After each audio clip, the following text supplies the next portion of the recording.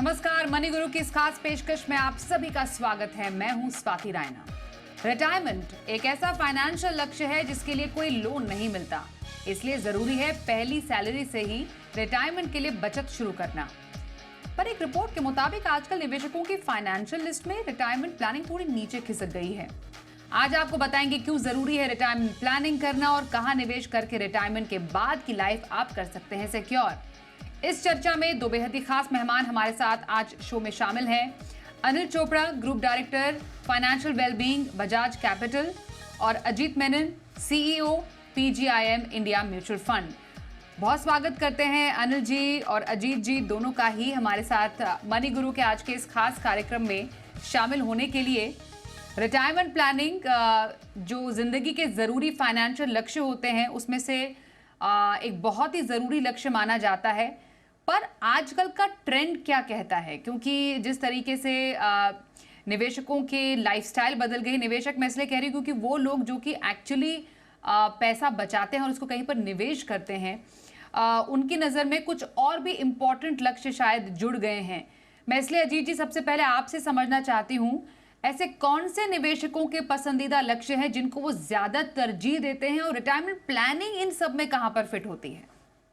Swati ji thank you. और अनिल जी और मेरे दोनों के ये रिटायरमेंट सब्जेक्ट बहुत ही एक फेवरेट सब्जेक्ट है। अनिल जी ने शायद मेरे से ज्यादा काम किया होगा इस चीज में, लेकिन मैं बताऊं कि पीजिम म्यूचुअल फंड ने जो रिटायरमेंट सर्वे किया हुआ है इंडिया में 2020 में हमने एक रिपोर्ट जारी किया और 2023 में हमारा एक नया रिपोर्ट रिलीज हुआ। तो यहाँ पर हमें ये देखने को मिलता है, और ये कोई सरप्राइजिंग चीज नहीं है, कि लोग अपने बच्चों के बारे में, अपने स्पाउस के बारे में जो गोल्स होते हैं, उनके एजुकेशन, उनके मैरिज, बच्चों के पढ़ाई और अपने स्पाउस की सिक्योरिटी के लिए अपना घर गाड़ी, ये सारे जो गोल्स हैं ये इनके प्रायोरिटी में हैं। और 2020 में रिटायरमेंट की जो फाइनेंशियल गोल है वो आंकड़ा आता था 8th रैंक पर, और 2023 में हमें देखने को मिला कि ये it has come up to 6th position. तो कोविड के बाद बिल्कुल लोगों में रिटायरमेंट के लिए थोड़ा सा और एक इम्पोर्टेंस देखने को मिल रहा है हमारे सर्वे में। बिल्कुल। तो आप कह रहे हैं कि थोड़ा सिक्स्थ पायदान पर खिसक गया है, लेकिन उसके पहले भी काफी इंपॉर्टेंट गोल्स हैं। पर रिटायरमेंट प्लानिंग क्यों जरूरी है? जैसा अजीत जी आपने कहा कि वाकई अनिल जी ने बहुत ही एक एक्सटेंसिव लंबा काम किया है रिटायरमेंट प्लानिंग पर, और हमने उनके साथ अभी से नहीं कई सालों से बहुत सारे शोज किए हैं रिटायरमेंट प्लानिंग पर। तो इसलिए अनिल जी, आजकल की जो जनरेशन है उनकी फाइनेंशियल प्लानिंग में जो रिटायरमेंट का जो लक्ष्य है, इंपॉर्टेंट लक्ष्य है, सर वो कहाँ पर फिट होता है? एंड मोस्ट इम्पॉर्टेंटली, जब हम रिटायरमेंट के लिए निवेश की बात करते हैं तो ऐसे कौन से पसंदीदा निवेश विकल्प हैं जो वाकई लोग चूज करते हैं स्पेशली फॉर रिटायरमेंट पर्पस? हाँ, देखिए, पहले तो बिल्कुल सही बोला आपने भी, अजीत जी ने भी, कि रिटायरमेंट प्लानिंग की जितनी इंपॉर्टेंस होनी चाहिए, जो हमारी प्रायोरिटी लिस्ट में सबसे ऊपर होना चाहिए, वो होता नहीं है अभी। बाकी जो गोल्स हैं कि बच्चों की एजुकेशन हो गई, जो यंग पेरेंट्स हैं उनके लिए एक इंपॉर्टेंट एम होता है कि बच्चों की एजुकेशन के लिए पैसे जोड़ लें, या उनकी शादी के लिए, या गाड़ी लेनी है, या घर लेना है। रिटायरमेंट सोचते हैं अपने आप पीछे प्रोविडेंट फंड से हमारा गुजारा हो जाएगा, लेकिन ये बहुत बड़ी गलती होती है। आपने बोला ये बहुत जरूरी लक्ष्य है, ये जरूरी लक्ष्य नहीं है, ये सबसे बड़ा लक्ष्य है। ये इतना बड़ा लक्ष्य है स्वाति जी कि इसके लिए जो पैसे चाहिए हमको, वो पहले जो 4 गोल मैंने गिनाए उनके टोटल से भी ज्यादा चाहिए। बच्चों की पढ़ाई, बच्चों की शादी, घर, कार, उनको मिला के जितने हमको फंड चाहिए उससे ज्यादा हमको सिर्फ इस एक गोल के लिए चाहिए। ये तो हो गई इसकी इंपॉर्टेंस क्या है। और दूसरी, जैसे अजीत जी ने बताया, हमने भी सर्वे कराया था, हमने ये पाया कि जिनकी उम्र 50 साल की होगी, देखिए 50 साल की अगर आप हो गए हैं और 60 में रिटायर होना है, फिर तो रिटायरमेंट नजदीक आ गई है। लेकिन हमने पाया कि 70% लोग ऐसे थे जिनकी उम्र 50 साल को क्रॉस कर गई थी और उन्होंने रिटायरमेंट के बारे में अभी सोचना भी शुरू नहीं किया था। तो ये तो हो गई ग्राउंड रियलिटी, सिचुएशन क्या है। लेकिन इसको बड़ी स्पीड से हम बदल रहे हैं और यंग लोगों में भी जागरूकता पैदा करने की कोशिश कर रहे हैं, क्योंकि वो बहुत बड़ा गोल है। और जो है लॉन्जेविटी बढ़ती जा रही है, लोगों की जो हेल्थ स्टैंडर्ड्स इंप्रूव होते जा रहे हैं, लोग 90-90 साल तक जीने की तमन्ना रखते हैं। तो वो जो लंबा पीरियड है उसके लिए रिटायरमेंट प्लानिंग की इंपॉर्टेंस बढ़ती जा रही है। अब आता है प्रश्न आपका, इसके लिए क्या विकल्प है, इसके लिए क्या तैयारी होनी चाहिए। देखिए, इसके 2 जो स्टेप्स हैं बहुत इंपॉर्टेंट हैं, और ये हम बता रहे हैं हर एक ऐसे इंसान को जिसको रिटायरमेंट प्लानिंग के बारे में अभी से सोचना शुरू कर देना चाहिए। वो 2 चीजें क्या हैं, वो एक तो ये कि आप कौन से साल में रिटायर होना चाहते हैं, क्योंकि ये भी अब फिक्स नहीं है कि मैंने 60 में रिटायर होना है। कई तो कहते हैं मैं 34 का हूँ, मैं 45 में रिटायर हो जाऊंगा, या मैं 38 का हूँ, मैं 55 में रिटायर होना चाहता हूँ, या मैं अगले साल रिटायर। तो हर एक की अपनी अपनी ख्वाहिश है कि वो कब रिटायर होना चाहता है। एक तो आपको ये पता होना चाहिए कि किस ईयर में आपको रिटायरमेंट चाहिए। दूसरा, ये बहुत ही इंपॉर्टेंट क्वेश्चन कि रिटायरमेंट के बाद आपकी मंथली एक्सपेंस की रिक्वायरमेंट क्या है।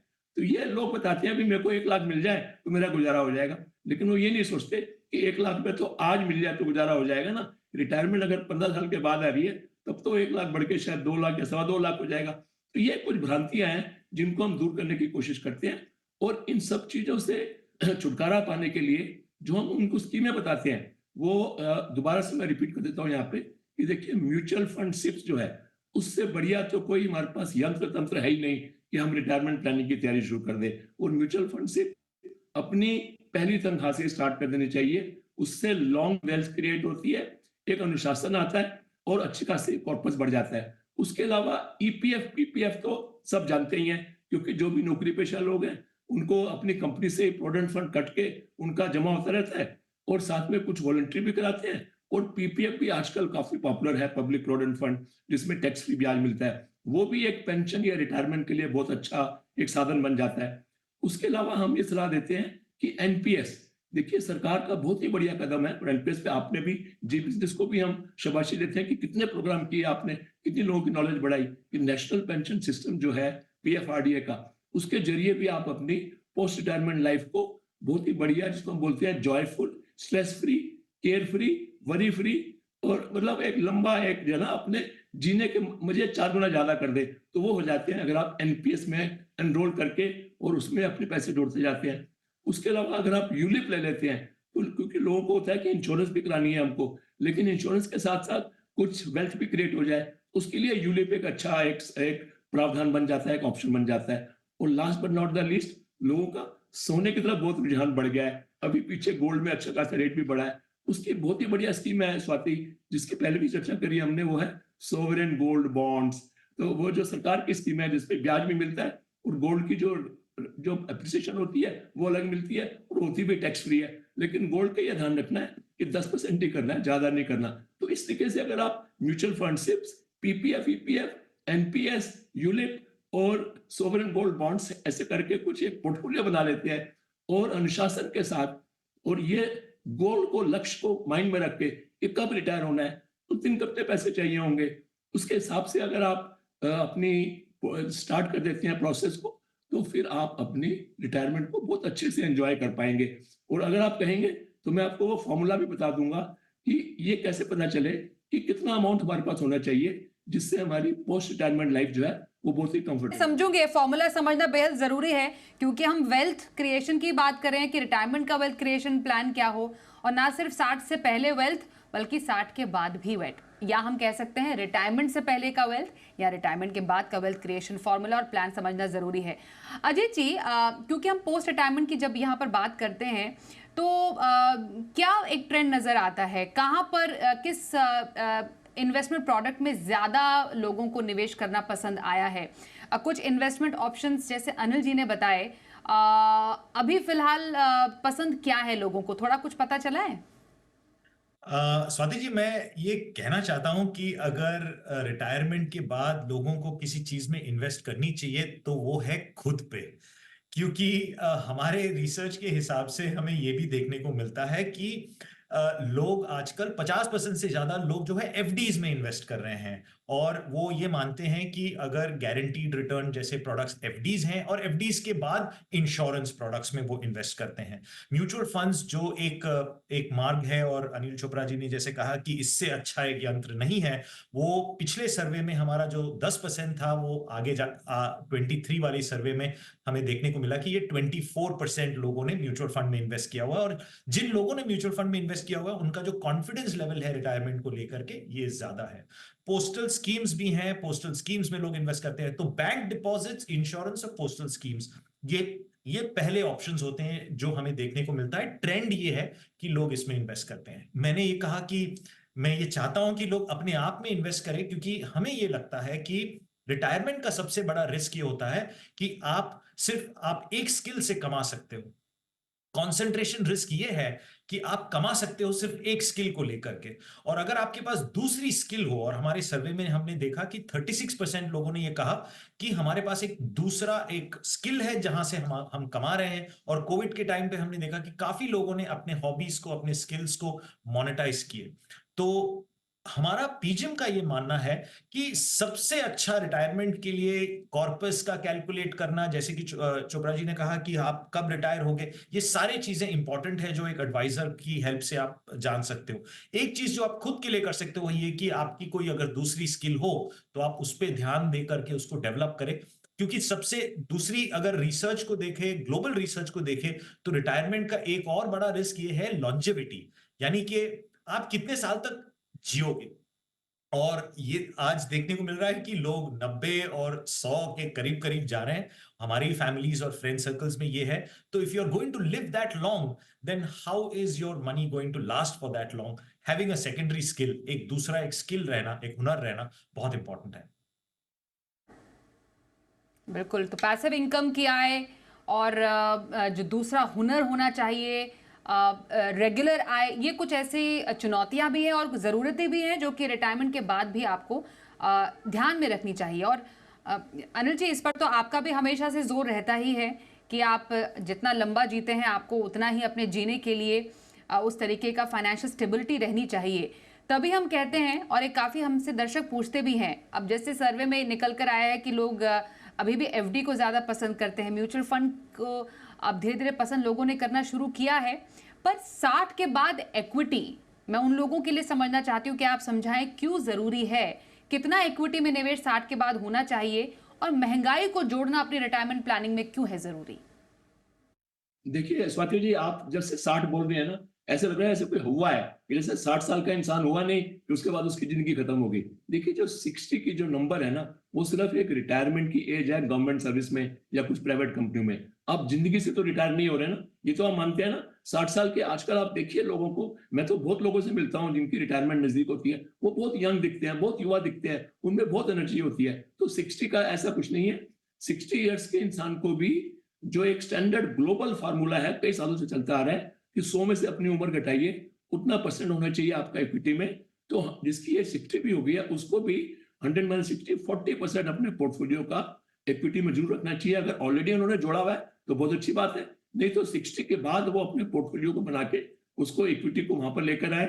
70 साल के हो जाते हैं तब भी 30% इक्विटी में होना चाहिए, 80% हो जाते हैं तब भी 20%, क्योंकि इक्विटी एकमात्र ऐसी एसेट है हमारी कंट्री में, property, gold, FD, post office scheme, सबको मिला के जिसकी रियल रेट ऑफ रिटर्न, जो वास्तविक आय का फॉर्मूला है, वो हाईएस्ट रिटर्न देती है। देखिए बैंक एफडी की आपने बात करी, बैंक 6.5% ब्याज देता है, 2% टैक्स में चला जाता है, 4.5%, इन्फ्लेशन 5-6% है, उसकी real rate of return negative है, नेगेटिव है, नेगेटिव है। यही बड़ी वजह है कि भारत अभी भी एक विकासशील देश है, विकसित देश नहीं बन पाया। जो सो कॉल्ड विकसित देश है वहां पे बैंक एफडी नंबर 1 नहीं है, वहां पे ये म्यूचुअल फंड टाइप की जो है, उनके पैसे जो हैं वो बैंक एफडी से कई गुना ज्यादा है। हम भी उसी दिशा में जा रहे हैं, बहुत जल्दी ऐसी जागरूकता बढ़ती जा रही है। आपके जैसे चैनल बढ़िया बढ़िया प्रोग्राम करते हैं, लोगों को देख के नॉलेज बढ़ती है, और वो भी निकल के एफडी से और इधर म्यूचुअल फंड्स या सोवरेन गोल्ड बॉन्ड्स या दूसरी स्कीमों की तरफ जा रहे हैं। तो इक्विटी की ऐसा नहीं है कि 60 साल के हो गए, नहीं नहीं अब तो लाइफ खत्म हो गई, अब इक्विटी का क्या। इक्विटी तो और ज्यादा इंपॉर्टेंट है,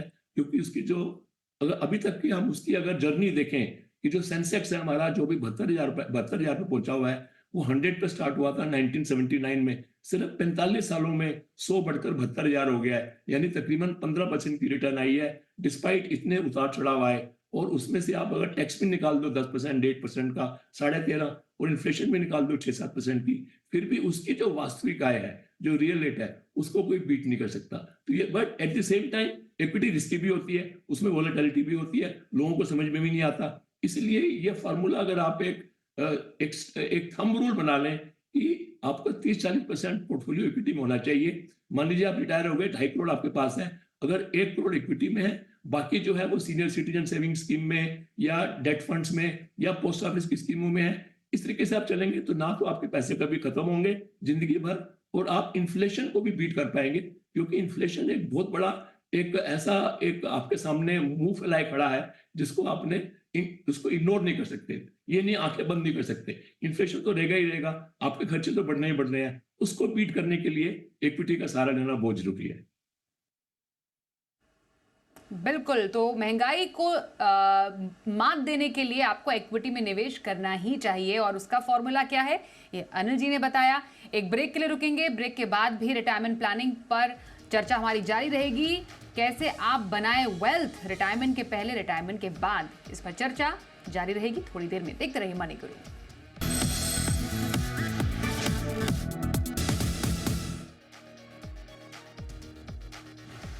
वेल्थ क्रिएशन रिटायरमेंट के पहले, रिटायरमेंट के बाद, इस पर चल रही है खास चर्चा। दो बेहद ही खास एक्सपर्ट्स हमारे साथ हैं। बजाज कैपिटल से अनिल चोपड़ा और पीजीआईएम इंडिया म्यूचुअल फंड के अजीत मेनन हमारे साथ हैं। अजीत जी, एक जो बात निकलकर सामने आती है स्पेशली रिटायरमेंट के बाद, वो ये रहती है कि जब आपका जो मेन सोर्स ऑफ इनकम है, जब वो डिसकंटिन्यू हो जाता है, कई लोग तो कंटिन्यू करते हैं काम करने के लिए, पर ये जो एक रेगुलर आय होती है, डेफिनेटली वो सोर्स एक तरीके से नहीं रहता है। यहीं पर आता है कि आप रेगुलर आय की जो ज़रूरतें हैं उसको पूरी कैसे करें। तो आपकी नज़र में पोस्ट रिटायरमेंट रेगुलर आय पाने का एक अच्छा जरिया थ्रू म्यूचुअल फंड क्या होना चाहिए? Through mutual fund, Swati ji, बिल्कुल एक जो फीचर है म्यूचुअल फंड का, सिस्टमैटिक विड्रॉवल प्लान, इस फीचर को आप यूज करके एक रेगुलर इनकम आप विड्रॉ कर सकते हैं अपने कॉर्पस से। म्यूचुअल फंड का तरीका तो यही है, जैसे कि अनिल चोपड़ा जी ने पहले कहा कि स्टार्टिंग आपका फोकस ये होना चाहिए कि आपने सीनियर सिटीजन्स की जो लिमिट है वो आपने कंप्लीट किया। इंश्योरेंस की जो एन्युइटी है, विच इज ऑल्सो समथिंग जो एक रेगुलर इनकम आपको दे सकता है, वो दोनों ऑप्शंस हैं। और म्यूचुअल फंड्स में ये सिस्टमैटिक विड्रॉवल प्लान, जैसे कि सिस्टमैटिक इन्वेस्टमेंट प्लान, एसआईपी बहुत ही लोगों को पसंद है और लोग कर भी रहे हैं, तो उसी तरीके से विड्रॉ करने के लिए सिस्टमैटिक विड्रॉल प्लान यूज कर सकते हैं। ओके, तो सिस्टमैटिक विड्रॉल प्लान एक बेहतरीन तरीका है जिससे आप रेगुलर आय की अपनी ज़रूरतों को पूरा कर सकते हैं, जैसा अजीत जी ने बताया। अनिल जी, जब यही रेगुलर आय की बात जब हो रही है, तो definitely apart from mutual fund क्या और भी कई तरीके हैं, क्योंकि ये तो एक बहुत कारगर तरीका है, क्योंकि आपको डेफिनेटली महंगाई को भी मात देना है, लेकिन क्या कुछ और भी कन्वेंशनल तरीके हैं जिससे कि एक रेगुलर आय पाई जा सकती है? कुछ टिप्स आपकी तरफ से? हाँ जरूर। देखिए, पहले तो मैं एसडब्ल्यूपी की बात कर लूं। जैसे अजीत मेनन जी ने बोला कि systematic withdrawal plan for mutual fund, ये तो एक ब्रह्मास्त्र है, ये एक रामबाण है। इसके बिना तो आपकी पोस्ट रिटायरमेंट लाइफ जो है ना, बहुत बढ़िया नहीं हो सकती। लेकिन उसकी बात तो हो गई। इसके अलावा कुछ बहुत ही अच्छी स्कीमें हैं, सरकार ने कुछ कदम उठाए हुए हैं। जैसे एक स्कीम जो है सीनियर सिटीजन सेविंग स्कीम, जो कि स्पेशली उनके लिए है जिनकी उम्र 60 साल को क्रॉस कर गई है, चाहे वो रिटायर हुए चाहे नहीं हुए, उससे फर्क नहीं पड़ता। बिजनेसमैन भी हो सकते हैं, शॉपकीपर भी, सेल्फ एम्प्लॉयड भी। तो सारे ऐसे लोग जिनकी उम्र 60 साल से ज्यादा हो गई है, वो 30 लाख रुपए तक, जो अच्छी खासी रकम है, 30 लाख रुपए तक वो जो है पोस्ट ऑफिस में या बैंकों में सीनियर सिटीजन सेविंग स्कीम में जमा करके उसमें रेगुलर ब्याज पा सकते हैं, जो कि 8.2% का है। जो आज के हिसाब से इन्फ्लेशन 6% है, तो उससे ऊपर ही है, 5-6% इन्फ्लेशन है। तो इन्फ्लेशन बीटिंग रिटर्न सरकार ने एक तय किया हुआ है और क्वार्टरली ब्याज आता है, तो उससे आपके रेगुलर खर्चे मीट हो सकते हैं। और अगर हस्बैंड वाइफ दोनों ही अगर 60 साल को क्रॉस कर गए हैं, फिर तो आप 60 लाख रुपए वहां डाल सकते हैं। तो मान लीजिए कोई वरिष्ठ नागरिक है जो 70 साल के हो चुके हैं, उनकी वाइफ 65 साल की है और उनको रेगुलर इनकम चाहिए, तो 60 लाख करके यहाँ से 4,80,000 साल के, यानी तकरीबन 40,000 रुपए महीने का, तो यहाँ से आ सकता है। तो ये तो एक हो गया। उसके अलावा जो एनपीएस है, जिसकी हमने पहले भी बात करी, तो एनपीएस में ये प्रावधान है कि जब आप 60 साल को क्रॉस कर जाते हैं और 75 से पहले कभी भी जो आपका कॉर्पस है,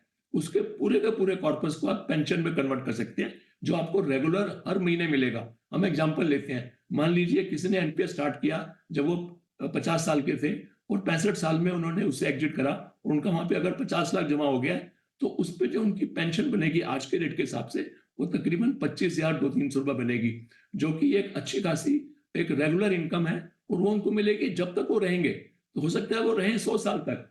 उस वक्त जो एन्युटी के रेट हो वो 4% हो, 3% हो, लेकिन इनका अगर एक बार फिक्स हो गया कि 25,000 रुपए 200 रुपए हर महीने मिलेगा, तो उनको वही मिलता रहेगा, वो कम ज्यादा नहीं होगा। तो ये एनपीएस की जो पेंशन है, ये भी एक अच्छे खासा एक स्रोत बन जाता है रेगुलर इनकम पाने का। उसके अलावा सब जानते हैं पोस्ट ऑफिस की मंथली इनकम स्कीम है, बहुत ही पॉपुलर है, 7.4%। उसमें लिमिट भी सरकार ने बढ़ा दी है। अभी पिछले 3-4 महीने पहले उन्होंने उसकी लिमिट जो पहले 9 लाख रुपए होती थी जॉइंट में, अब उसको बढ़ा के 15 लाख रुपए कर दिया। तो 15 लाख रुपए आप मंथली इनकम स्कीम ले सकते हैं, 60 लाख रुपए सीनियर सिटीजन, उसके अलावा एनपीएस की पेंशन, उसके अलावा एलआईसी की बड़ी अच्छी अच्छी स्कीमें हैं जैसे कि जीवन अक्षय, जीवन शांति।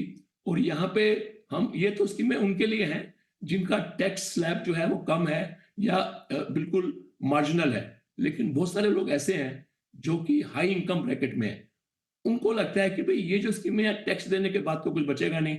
उनके लिए बहुत ही बढ़िया प्रावधान है रेगुलर रिटर्न का, और वो है टैक्स फ्री एन्युटी ऑप्शंस। तो tax free annuity options life insurance companies देती हैं। उसमें आप 8-10 साल तक हर साल प्रीमियम भरिए और उसके बाद कुछ अंतराल के बाद आपको रेगुलर वहां से एन्युटी आनी शुरू हो जाती है, जो कुछ केसेस में इनकम टैक्स के रूल्स के हिसाब से टैक्स फ्री भी होती है। तो ये कुछ अच्छे विकल्प हैं जो हमारे वरिष्ठ नागरिकों को अपने फाइनेंशियल प्लानर से मिलकर समझने चाहिए और इनका इस्तेमाल करना चाहिए ताकि उनकी जिंदगी रिटायरमेंट के बाद भी बहुत ही कंफर्टेबल गुजरे। बिल्कुल अनिल जी, आपने सही बोला। आपने तो इतने सारे ऑप्शंस बताए जिसका इस्तेमाल करके रेगुलर आय का जरिया आप इसको बना सकते हैं। अजीत जी, इस पूरे प्रोसेस में एक क्रेडिबल एडवाइजर की भूमिका क्या रहती है? क्या वाकई लोग अपने रिटायरमेंट प्लानिंग के लिए फाइनेंशियल एडवाइजर्स को प्रोफेशनल हेल्प ले रहे हैं? हमारे सर्वे में ये देखा गया है स्वाति जी कि जितने लोगों ने कहा कि, जैसे कि मैंने कहा कि 67% लोगों ने कहा कि हम रिटायरमेंट के लिए रेडी है, उसमें से जो 75% लोग थे उन्होंने अपने इंश्योरेंस एजेंट से एडवाइस ली थी, और सिर्फ 10% ऐसे लोग थे जिन्होंने एक रजिस्टर्ड इन्वेस्टमेंट एडवाइजर या म्यूचुअल फंड डिस्ट्रीब्यूटर के साथ जुड़ करके अपना रिटायरमेंट प्लानिंग किया था। तो लोग नहीं ले रहे रिटायरमेंट के लिए एडवाइस नहीं ले रहे आज की तारीख में।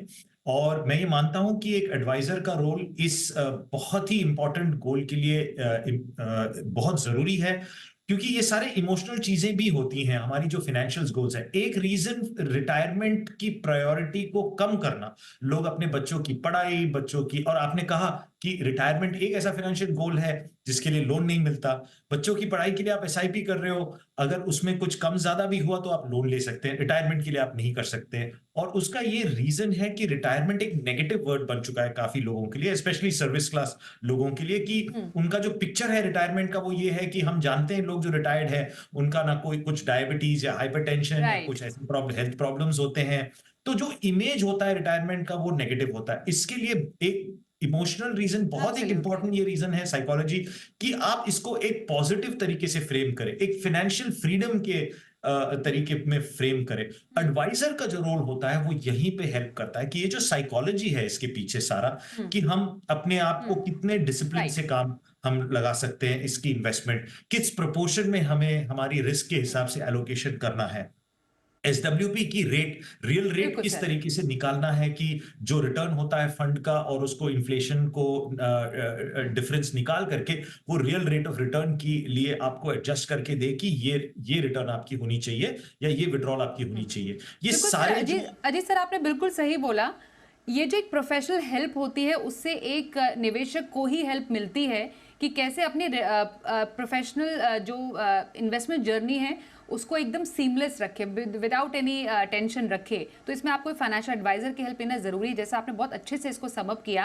अनिल सर, आखिरी सवाल आपसे ये होगा, और बहुत ही संक्षिप्त में, आपके पसंदीदा टॉप कुछ ऐसे आप स्कीम्स नज़र में हैं जो कि एक रिटायरमेंट प्लानिंग के पूरी जर्नी में कोई पोर्टफोलियो में शामिल करें?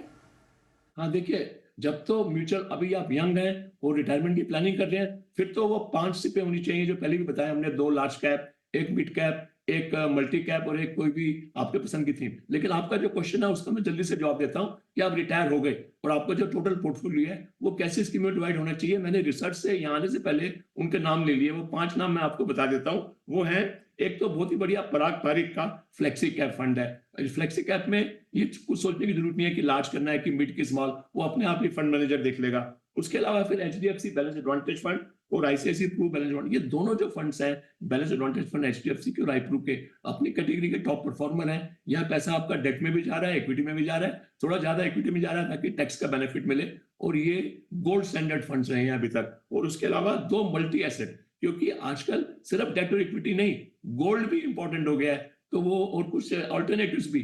तो दो जो मल्टी एसेट फंड्स हैं वो हैं ICICI Prudential multi asset fund और UTI multi asset allocation fund. तो ये 5 फंड हमने चुन के आपके लिए, आपके दर्शकों के लिए लाए हैं, जिसमें वो अपने रिटायरमेंट फंड्स को बांट के, लगा के और अपनी आगे की लाइफ को और सुनहरा बना सकते हैं, गोल्डन ईयर्स को डायमंड ईयर्स में कन्वर्ट कर सकते हैं।